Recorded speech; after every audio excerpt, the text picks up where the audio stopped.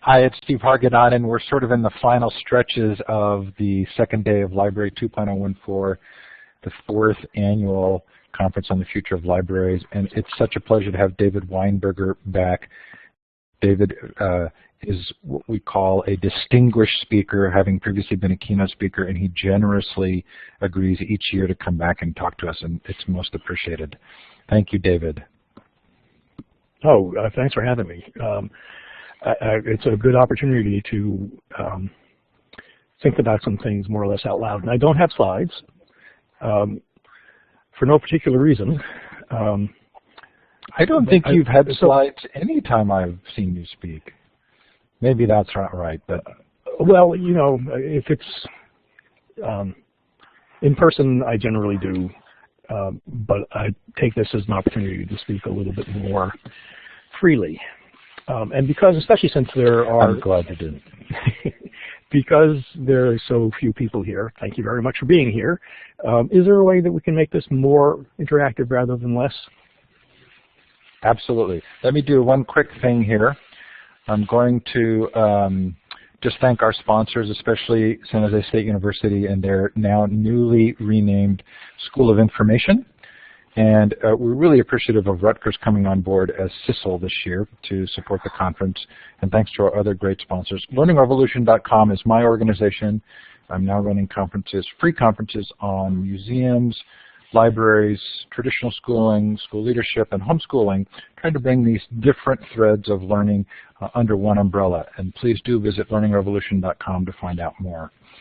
Those of you who are in the room, let's have you indicate where you're participating from. Look to the left of the map. You're looking for the star icon, and you can click on that and then click on the map. Oh, good, David. I was going to tell you we'd lost your video, but it's back now.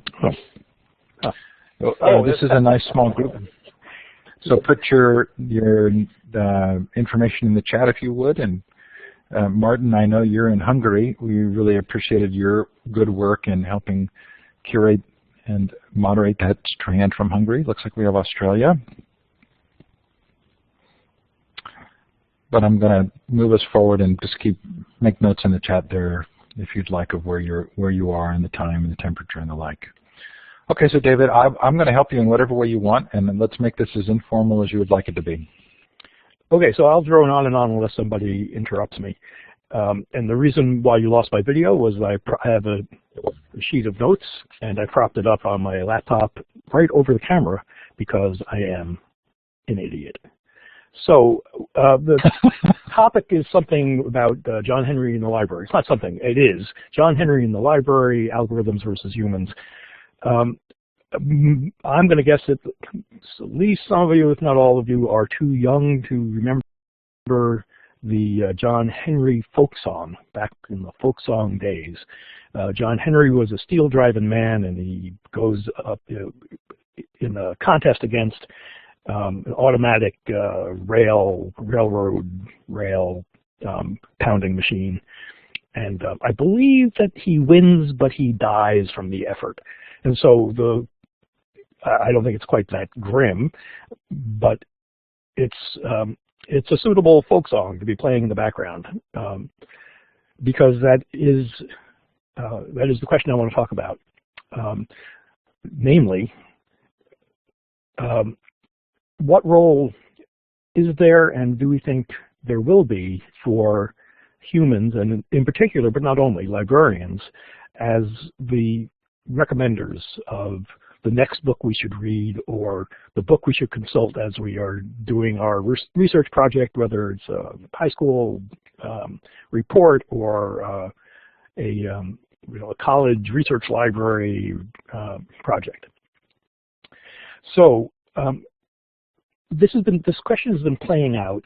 It comes up not infrequently, and it seems to bring out the romantics and then sort of the hardcore technologists who want to say that algorithmic recommendation engines are superior to, necessarily, and will only get better than humans. And then the romantic belief against this, that no, there will always be something special about a human making a recommendation.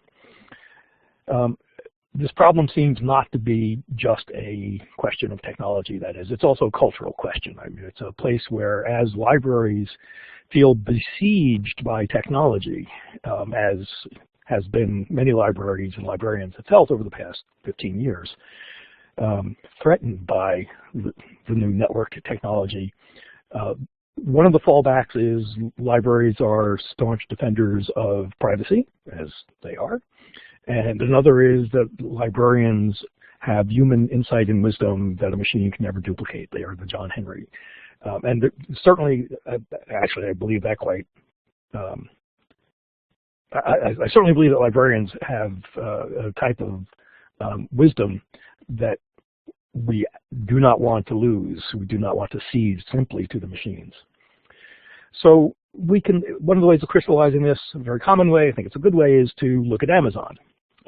Amazon has invested heavily in its recommendation engine, and even more heavily, or at least relies more heavily on its unbelievable collection of user data. Every click, presumably how long you're spending on a page, and certainly following the pathway of clicks from one book to another, which gives them a big data. They are a big data company that lets them algorithmically, that is through computer programs, come up with a set of books that they want to entice you to read.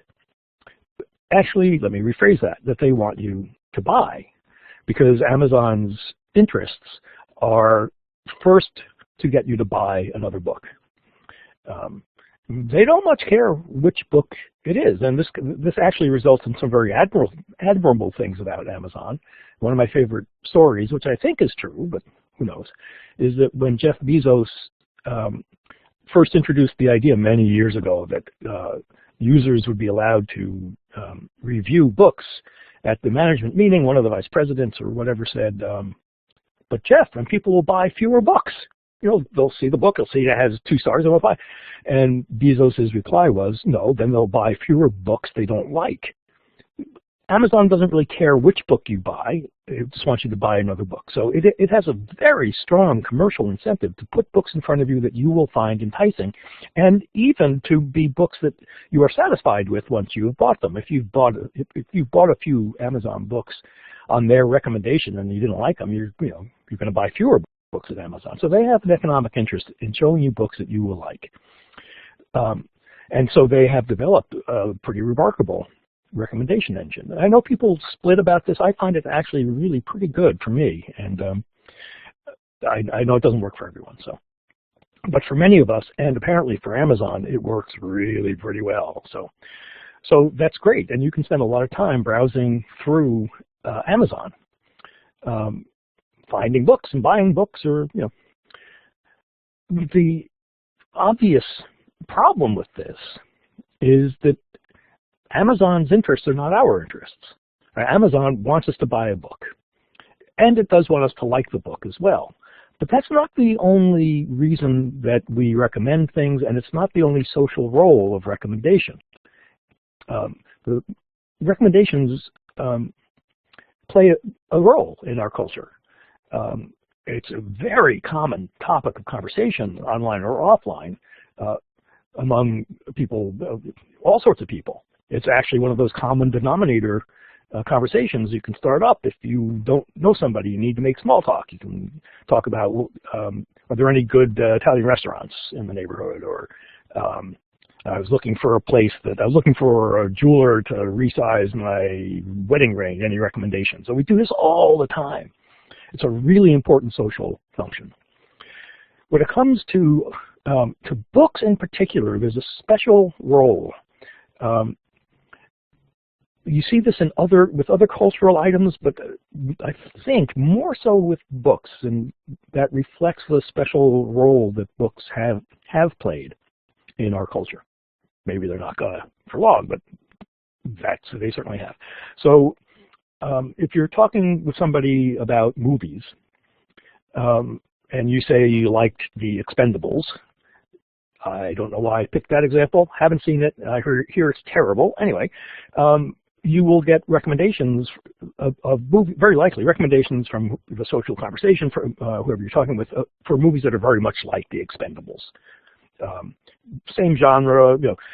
Whereas if you are talking, especially with a librarian, about books, and you say, yeah, I just read Gone Girl, I really liked it. The ending's, you know, but I really liked Gone Girl.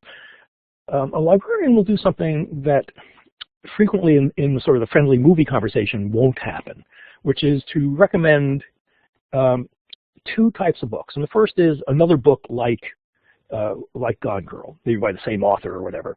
It's the sort of thing that Amazon might algorithmically decide that you will like. But then the librarian is quite likely, possibly, going to suggest something that isn't quite like Gone Girl, because librarians are doing the thing frequently. I know I'm generalizing, okay? I understand that. But librarians frequently will do the thing that we actually want to have happen in a culture, which is to have not just to find the next book, but to find the next book that's going to change us in some way. And in fact, in a particular way, that will broaden our interests, broaden our vision, our understanding, our sympathy, our empathy. It will introduce us to something we hadn't known about, we didn't know we cared about. And so the librarian might recommend some books that are just like Gone Girl, and you'll be very happy reading any of them. But then might say, you know, have you ever read anything by Patricia Highsmith? She wrote in the 50s. She wrote some Alfred Hitchcock movies you might know. I actually forget which ones. You might like her. And it's that tone of voice that you might like that is so crucial, because the librarian is steering you away from the book that is most likely to make you happy, which is another book that is exactly like Gone Girl. But the librarian instead is steering you to a book that you'll like, right? That's an important part of the recommendation is, you know, you'll like this book, The Talented Mr. Ripley, right, by Highsmith, but that will take you someplace else that is set in a different time, a different era, a different class of people, a type of person that you might not be familiar with. That is a hugely, hugely important function of recommendation, is to recommend the thing that isn't exactly like, that may not make you as happy.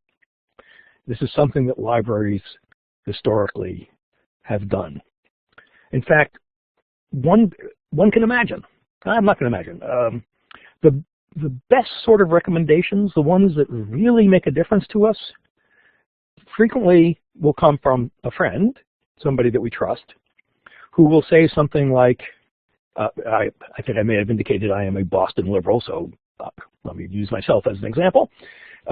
Somebody will say, you know, I know that you're like a Boston liberal, and you sort of don't care for all that Tea Party stuff or whatever, but I just read a book, says the recommender. I just read a book that I think you might really like. It's by a Tea Partier, but this person, you know, I'm sorry if you're a Tea Partier, I'm going to insult you in a moment, for a moment, but it's not one of these crazy Tea Partiers who believes this, that, and the other thing that you hate. It's actually somebody, you know, she's very firm in her Tea Party beliefs, but she actually makes some really good points.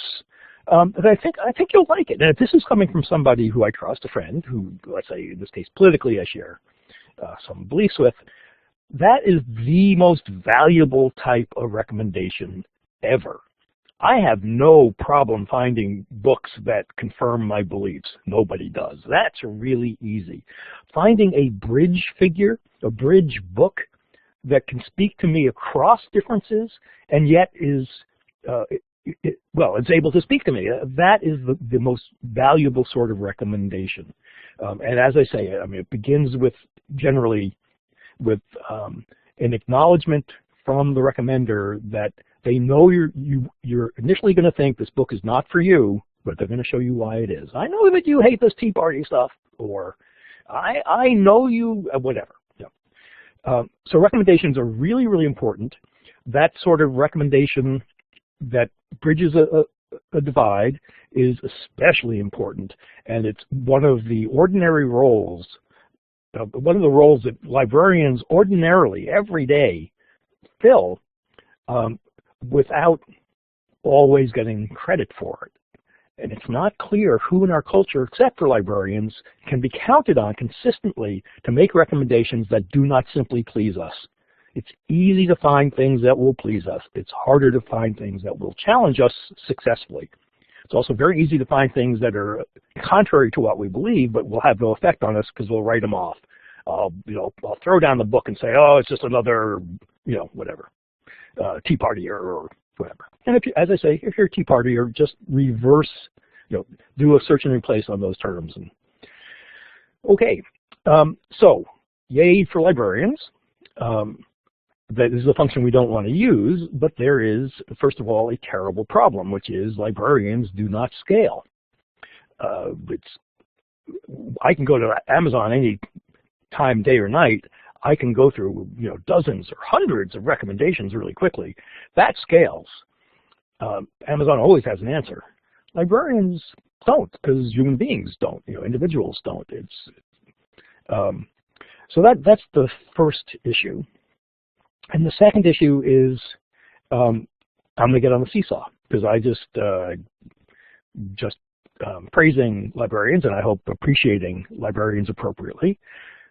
And yet, it's not clear that algorithms won't be able to do that job. So right now, the great recommenders are, we think, primarily of Amazon when it comes to books, right? I mean, online. And Amazon has commercial interests, and those commercials will always tend to the easiest sale, which are things that we are not going to expand us, but they're pretty guaranteed we're going to like. And that's too bad. But the algorithms are really good at doing that. And there's no reason that I know of that algorithms could not be retuned so that they make recommendations that not only for the books that will clearly please us, but that also for the books that will successfully challenge us. We know, because it's been done, that we can do analyses of data around who's reading what in particular, but many things, but around who's reading what, that show how books cluster around political beliefs and which books are actually being read by two separate clusters, by liberal Boston Democrats and by Tea Partiers. There's some small set of books that are being read by both. We can algorithmically, thanks to big data, we can algorithmically locate those books. We can do that, and it may turn up books that might surprise a librarian. And so I'm not the romantic that maybe I should be.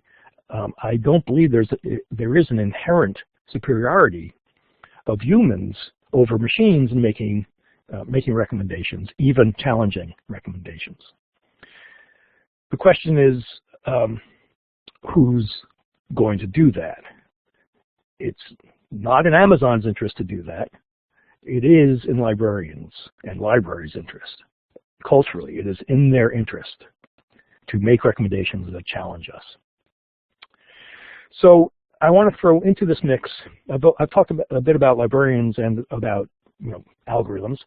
I want to throw in a third term which may be useful in this. Because there are librarians, there's algorithms, there's also readers, and especially in a networked age, there are communities of readers. There are networks of readers. And that is another place where we can begin to look for cues about recommendations that are in fact in our interest. So I want to describe one. I want to make a proposal. Actually, by coincidence, I'd written a sort of op-ed or post about this, which Chronicle of Higher Education published two days ago.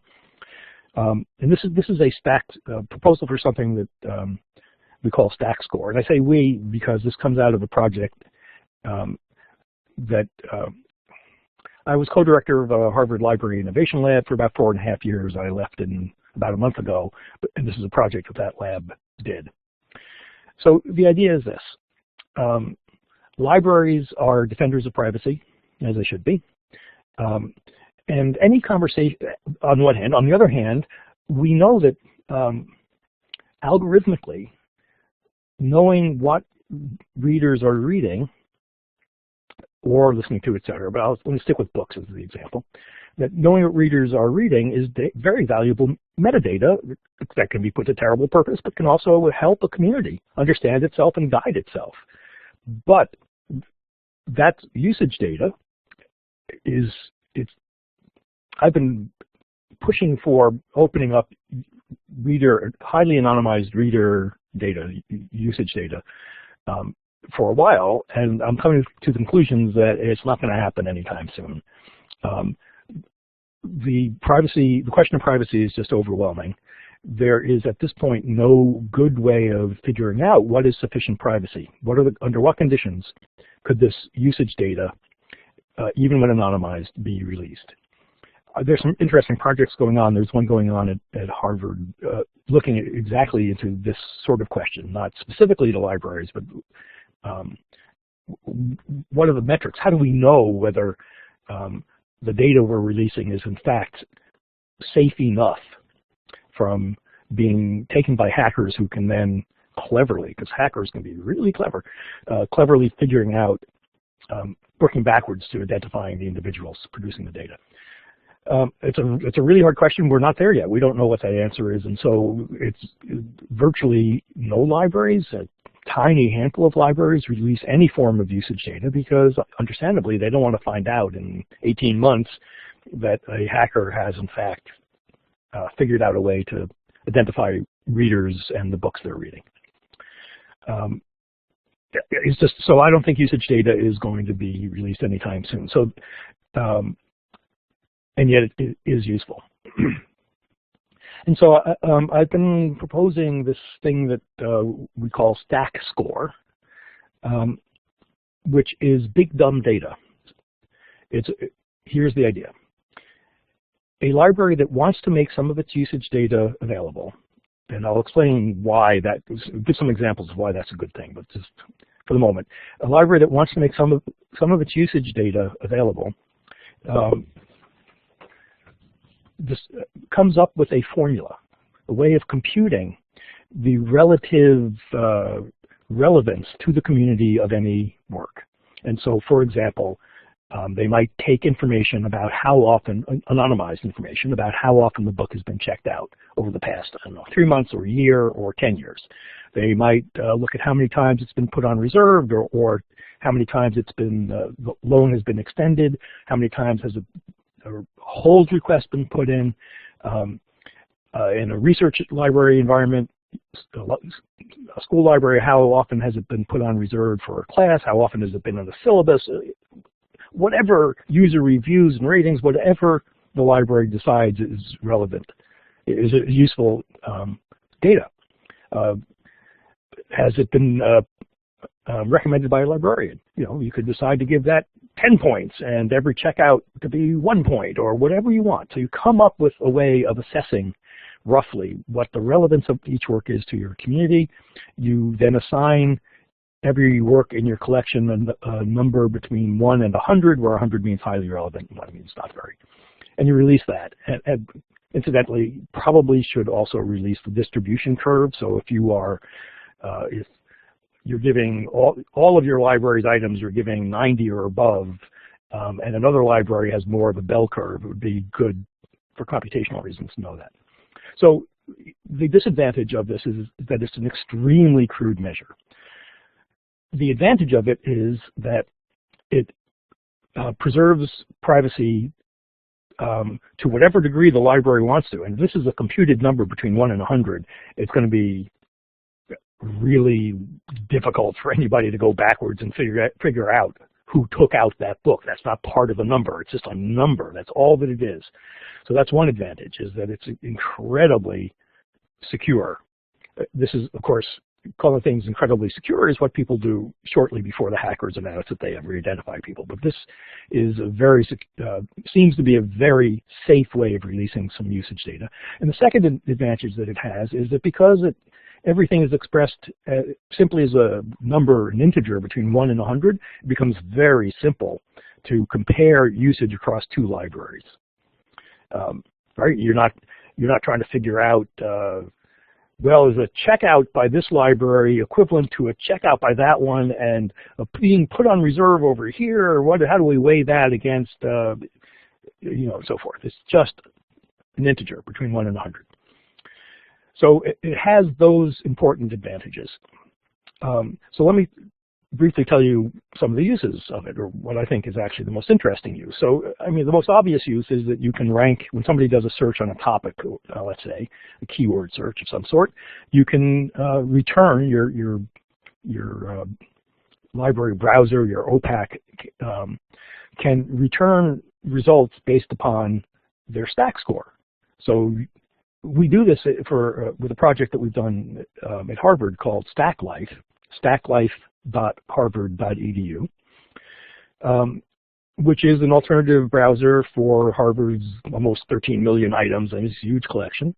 So if you search for evolution, we will return, StackLife returns the items that are most used by Harvard, according to the Harvard way of doing stack score.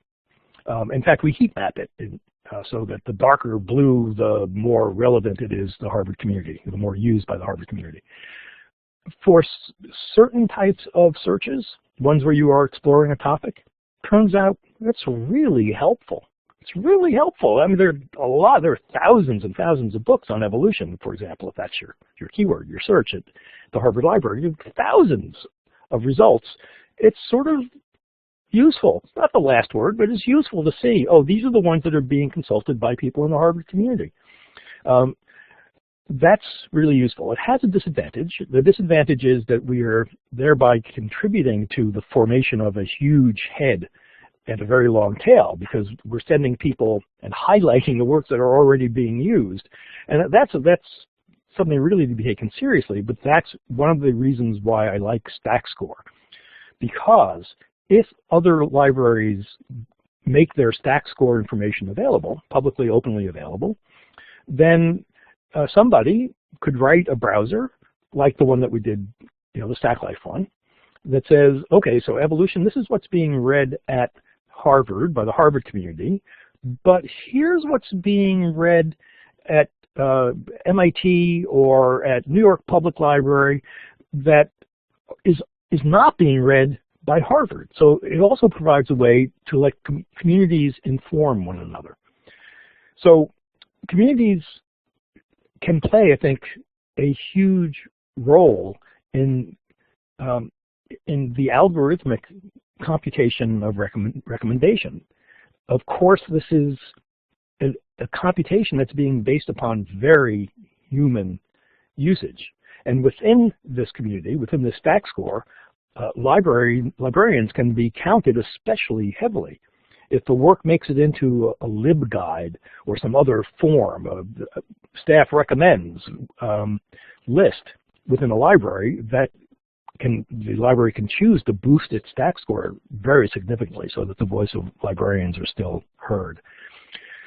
Comparing the trick of comparing one StackScore results from one library with another libraries or a set of libraries is a way of trying to get at the usefully different recommendations, the challenging recommendations. So let me be clear. I am not at all saying, here's how you do it, StackScore, compare, done. I'm giving an example that I intend to illustrate basically 2 points. First is the utility of using community metrics in this as a way of hearing the voice of a particular community. And second of all is a way of suggesting a hybrid algorithmic computation that uses the differences between communities as a way of surfacing at scale some of the usefully different works that we want in a recommendation. So this would be, I think, an intractable, impossible problem, except for one saving grace, which is recommendations there's no possibility of perfecting recommendations. if there were a way, if there really was such a thing as the best book for you to read or the next best book for you to read, if that were actually a coherent concept, then it would be a very different challenge. And failure to come up with the next best book would be a failure of the system. But that's not, it's an incoherent concept. There are lots of good books that you can read. Before the internet, for sure, there are already libraries upon libraries of books that you would enjoy and that would make you a better person, or expand your thought, your sympathies, your ideas. There's no shortage of them, and there's no possibility of mastering them. Nobody will ever read all of the good books that there are, good books for that person. For every reader, there is an overwhelming abundance. There is an excess of the right book. And so the role of recommendation isn't really to find the next best book. It is to find a book that serves you and serves the social function that we want of recommendations. This lowers the bar significantly, and that's a very, very good thing, because if the bar were up all the way, we would just have to give up entirely. And so we, I think, are in a relatively fortunate position in which we have a problem that we can iterate on successfully without feeling that the iterations, which are imperfect as we find our way to a better recommendation system, one that involves humans, that is based upon, I think, needs to be based upon communities, and that is in our interest, not in the interest of a vendor. That as we iterate and head towards a better and better system, the one that we have now that's going to get better tomorrow is still useful, because that's the nature of recommendations. So if what I'm talking about, apparently, is John Henry and the library, algorithms versus humans, I am, of course, going to reject that dichotomy. There's room for both. For me, it's not really a question of one versus the other. We need humans, we need communities, and we need algorithms all together, because we are in a scaled yet human environment. The real opposition is between algorithms or systems that are designed to sell us something that we like, because their interest is to make money, versus systems that want to find a book that will make us just a little bit better. That, for me, is the real opposition. Finding a book that will make you just a little bit better, librarians will always be wonderful at that. So will algorithms, especially ones that operate over data generated by communities and by the wise experts that we call librarians. So that's what I wanted to say. And now I've said it. So. Hey, David, this is Steve. So this raised a really interesting question in my own mind, because I have a Google Plus community that has 160,000 members, but it literally means nothing. I don't have any control. There's no human aspect to managing it. It just accumulates people for Google, and it doesn't really allow me to do anything that feels constructive. So isn't there some degree to which we have to recognize the human value of creation on the creator side, and even if the algorithm can do it, that we protect the opportunity to create recommendations for others and to go through this thinking process, because this act of creation does engage human energy? Yes, and that's a really important point, which I haven't addressed at all. So I've been looking at recommendations that base themselves upon the behavior of individuals, especially when talking about communities. And I should say that when I say community, I'm using it, unfortunately, in a really broad sense. There are lots. It's a term that it's one of those broad terms you use when you're trying to avoid being specific. So I've been talking about looking at the behavior of communities, because that's something overt. It's something that computers can know about, especially if communities opt in, but even sometimes without, if it's anonymized. But then there's all the activity of recommending that humans engage in very explicitly, because, as I say, it's a hugely common topic of conversation. And that needs to be, that's insanely useful as well. It's harder to mine because it's in language, but not impossible, especially given that, recommendations are always going to be imprecise necessarily. So it's harder to mine, but that can be taken care of. And there can be systems that built, and many have been, that encourage human recommendations and try to do so in sensible ways. So, a starring system. I think Amazon's reviews are really well architected. They don't obviously they don't always work, of course, but they have evolved over the past 15 years to address the problem of, particularly of scaling, of having 8,000 reviews of a Harry Potter book. They've introduced and been quite innovative in introducing features that try to help us both get a sense of the trustworthiness of the review and of the and features that help us find the reviews that matter. A very difficult, in some ways an impossible problem. What they really haven't done is help us find reviews by people who we are likely to find helpful in their tastes. And what they really haven't done is help us to find books that will challenge us. A reviewer of a book might say, I'm a Boston liberal, but I found this Tea Party book to be really interesting and helpful, et cetera, et cetera. But they don't have a systematic, Amazon does not have a systematic way of doing that.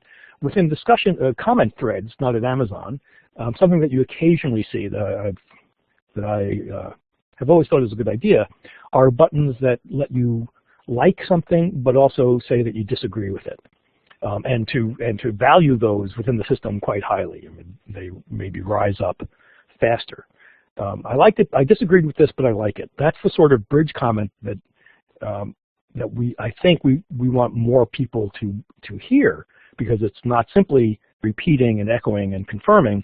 It's actually an indicator that this is an idea that might teach you something new or lead you in a new direction. I haven't seen that done for reviews of books. I by no means have seen all review systems. The voice of the individual is, as a recommendation engine, so to speak, is hugely, hugely important. It's so important that human relationships form around these recommendation conversations. And so, yeah, Steve, thank you for bringing that up. It's really important. So this is an open, David's asked for this to be an open conversation, so please feel free to raise your hand. I'm just going to turn microphone privileges on for everybody. And if you're brave enough, you can just click on the talk button. Yeah, I found that the Google thing is fascinating for me because it has given me some insight into the ways in which they don't really recognize the human element. And so even though the Google Plus is sort of technically a really cool product, it ends up not being very useful to someone like me who considers themselves an organizer. Yeah. So I use Google Plus in the sense of going there when somebody links to an interesting discussion. I'm not very social. Oh, they introduced polling today. Okay. Joyce, take the mic when David's done and tell us about that. I'm done.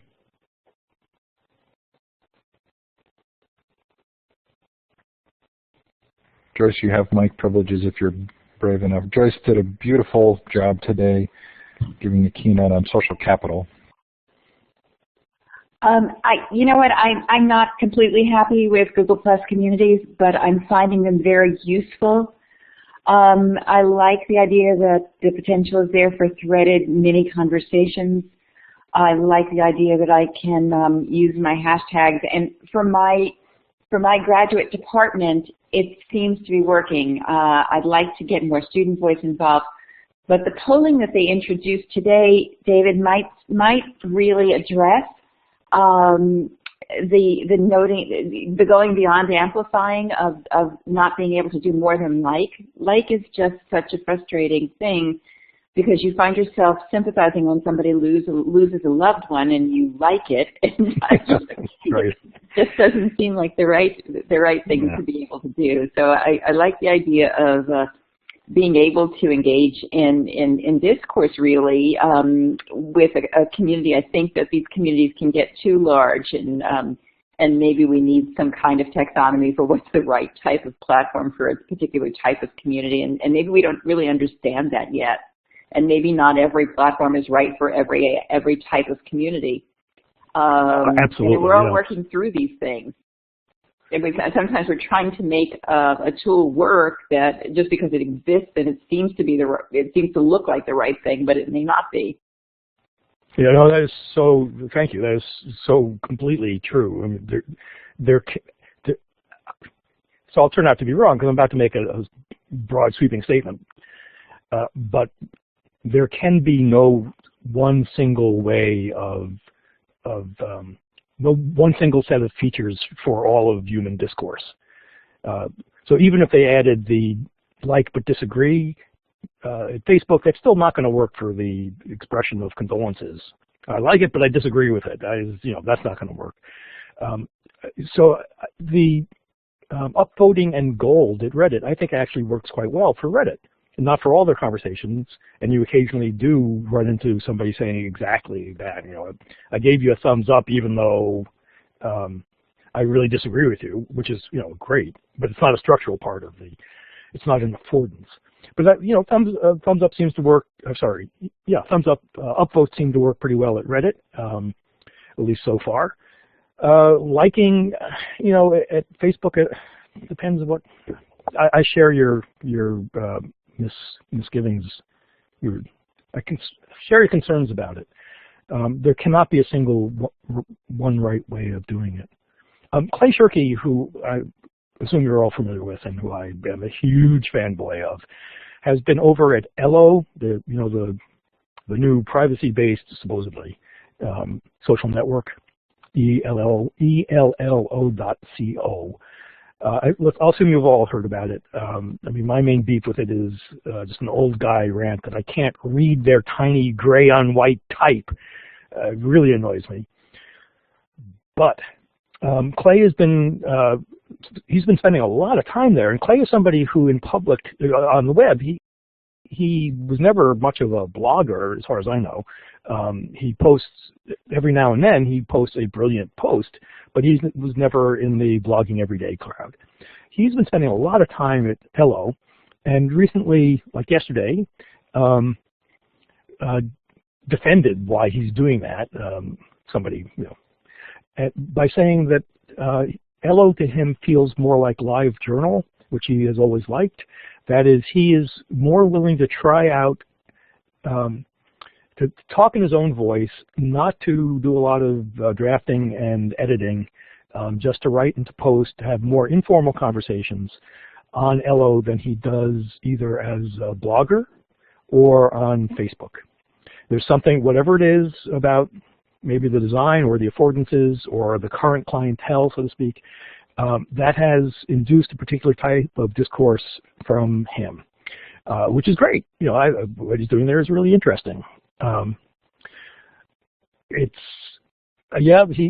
is a long-form writer, for sure. So, obviously he could do that in blogging, but not every day, I guess. Yeah, anyway, there is no one right spot for discourse. There is no one right set of affordances for it, and there never will be.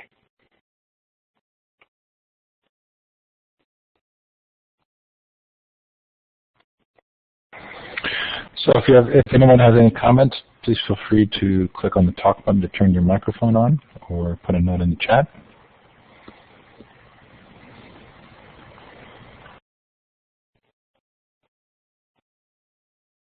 There's a link in the chat. Yeah, no,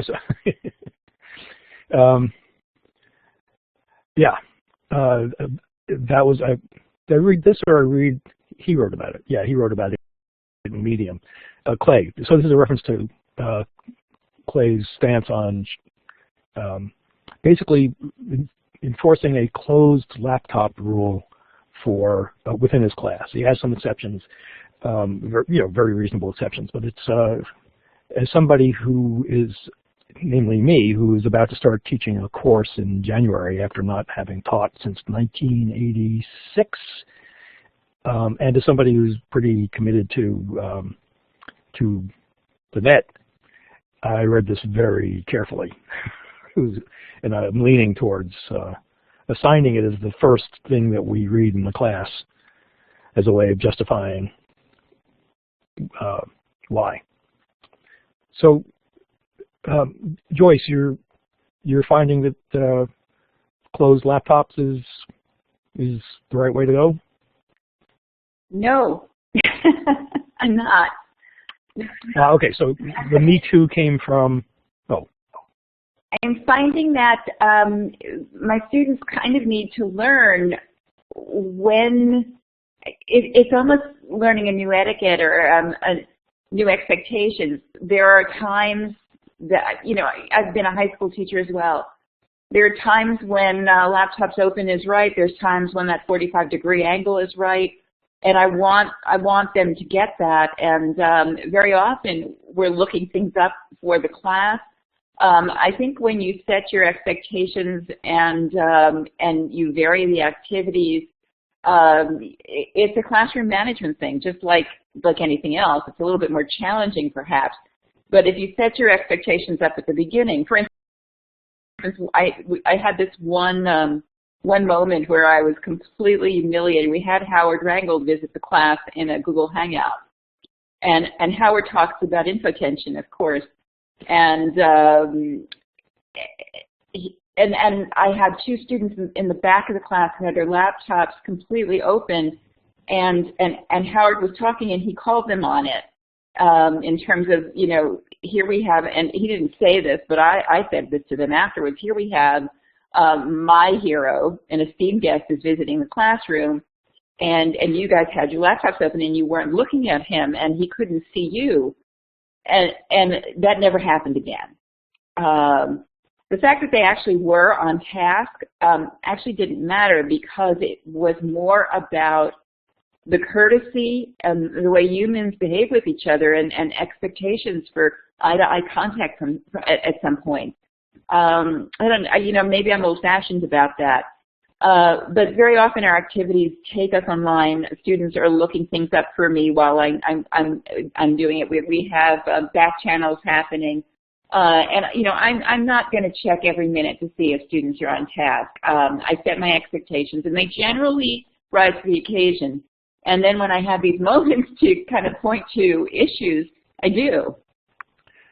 Really interesting. So one of the things that Clay says in his Medium piece that struck me, because Jonathan Zittrain also, at least at one point, Zittrain's a pretty fierce defender of internet access, and at least in some of his classes he had a no laptop rule. One of the things that Clay said that influenced me was that he feels like it's not just him competing, trying to get his students' attention, but he's competing against an environment, a technology that is at this point completely tuned towards distracting humans at the lizard brain level. That at this point, so much of it exists to attract clicks that it's an unfair competition. And that was something that talking about bridge works, because I generally agree with Clay. As I say, I'm a huge fan of his thought. That got me to say, yeah, maybe that's right. Is that the too sexy comment there? That's about the lizard brain stuff. But but I do think, again, it's contextual. When I'm sitting in a seminar class and I have 12 students, that's very different from a lecture course of 400, where I really can't take the temperature of where all these students are and how many are with me. And a lecture course would worry me a little bit. And then we actually did discuss this in class, and I had one student who ardently defended her right to do whatever she felt like doing while she was in class because she paid for it and she was a consumer. there's a great attitude. So, sorry, I'm making a snap judgment, but the word consumer almost always, for me, is a flag of something going wrong in the relationship. So, have either of you read Kevin Kelly's tome? I'm trying to remember what it's called, but where he sort of dives deeply into the Amish way of looking at the impact of technology on their human community? I've read stuff by him on the Amish and heard him talk on it. I'm not sure what you mean. What technology wants? That's not it, is it? Yeah, what technology wants. Yeah, I thought that was such a helpful construct. I end up probably mentioning that once a week to people because it feels like that's sort of part of the job we have is to take a metacognitive look at the impact of the technology and then make choices and decisions for ourselves.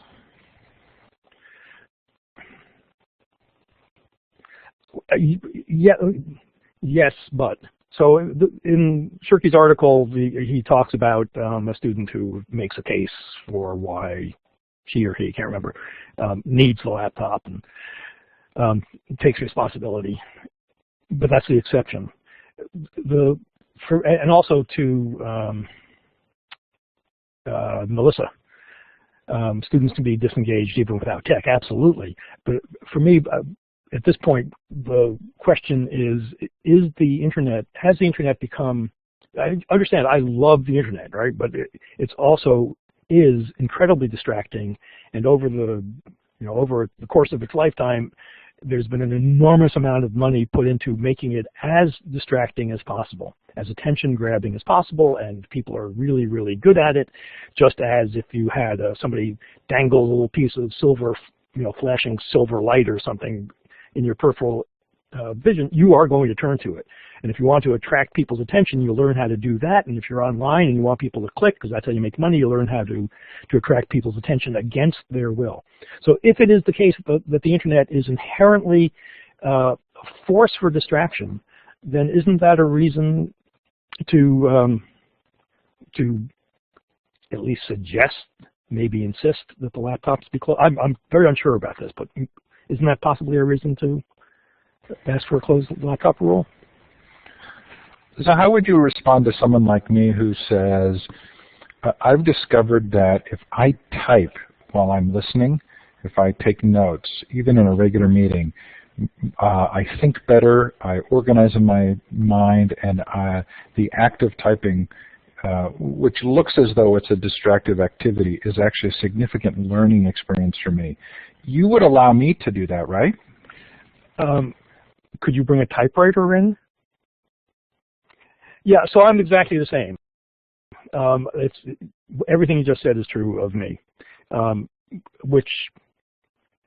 Okay, I don't know what to do. Thanks. Now I'm really unsure. I suppose that that should be a topic of conversation in the first class session.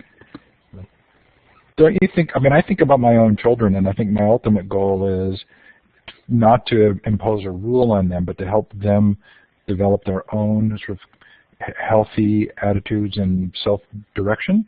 And so I'm kind of in the camp of doing the explaining and giving choice rather than mandating. You have honed in on my liberal proclivities, Steve, with the exactitude of a trained surgeon. So yeah, of course I believe that. I'm a Boston liberal. I started off by saying that. So fair. Hey, we need to wrap up to give people time to get to our next set of sessions. David, I can't tell you how much fun it is to hear you each year. Thank you for doing this. Well, thank you, and thanks to everybody who showed up. I really do appreciate the opportunity. So, thanks for the off-topic but really, to me, interesting discussion. So, most appreciated. Okay, folks, we are in the final stretch. I am going to turn off the recording here. You do need to exit the room for the recording to process, but it'll be up in about 5 or 10 minutes. We've got 4 fun sessions coming up, and we are coming to the close. Our final keynote, not closing keynote, but our final keynote will be an hour from now, and then we go till midnight U.S. Eastern Time. Take care. Thanks, David. Thanks, everybody. Bye.